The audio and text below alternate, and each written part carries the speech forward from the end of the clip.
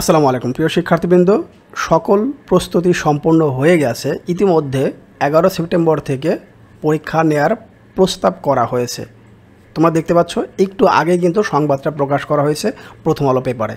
এখন দেখো আমাদের এখানে মূল যে বিষয়গুলো বলা হয়েছে সেখানে বলা হয়েছে, দেখো এইচএসসি ও সমমানের পরীক্ষার আগামী 11 সেপ্টেম্বর থেকে নেয়ার প্রস্তাব দেওয়া হয়েছে শিক্ষা বোর্ড। অন্তর্বর্তী সরকারের কাছে এই প্রস্তাব দেওয়া হয়েছে।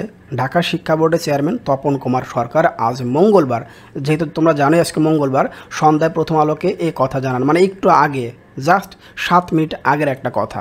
এরপর দেখো বলা হয়েছে, সরকারি চাকরিতে কোটা সংস্কারের আন্দোলনের কারণে উদ্ভূত পরিস্থিতিতে কয়েক দফায় এইচএসসি বা সমমানের পরীক্ষায় স্থগিত করা হয়।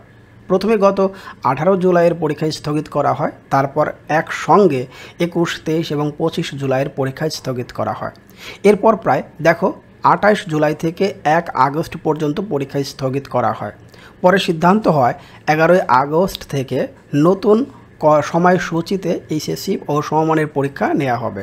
তবে 7 আগস্ট ঢাকা শিক্ষা বোর্ডের পরীক্ষা নিয়ন্ত্রক মোহাম্মদ আবুল বাশারের সই করা বিজ্ঞপ্তিতে জানানো হয় 11 আগস্ট পরীক্ষা হচ্ছে না, অনিবার্য কারণে পরীক্ষা স্থগিত করা হয়েছে। শিক্ষা বোর্ডের একটি সূত্র বলেছিল, প্রধানমন্ত্রীর পদ থেকে শেখ হাসিনার পদত্যাগ ও দেশ ছাড়ার পর বিভিন্ন এলাকায় থানায় হওয়া হামলায় প্রশ্নপত্র রাখা ট্রাঙ্ক ক্ষতিগ্রস্ত হয়, এজন্য পরীক্ষা স্থগিত করা হয়েছে।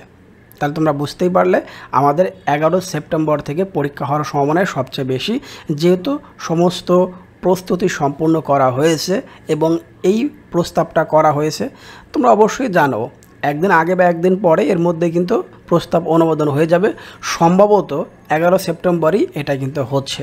তাহলে 11 সেপ্টেম্বরকে সামনে রেখে পড়ালেখা এখন থেকে স্টার্ট করে দাও। তোমাদের সামনের দিনগুলো আরও সুদৃঢ় হোক।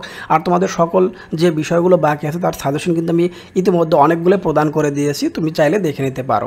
আর আমার একটা নতুন এফবি পেজ ওপেন করেছি, সেটার লিঙ্কটা ফার্স্ট কমেন্টে দেওয়া থাকলো, অবশ্যই পেজটা ফলো দিয়ে রাখবে। সবাই অনেক ভালো থাকো, শুভেচ্ছা নিরন্তর।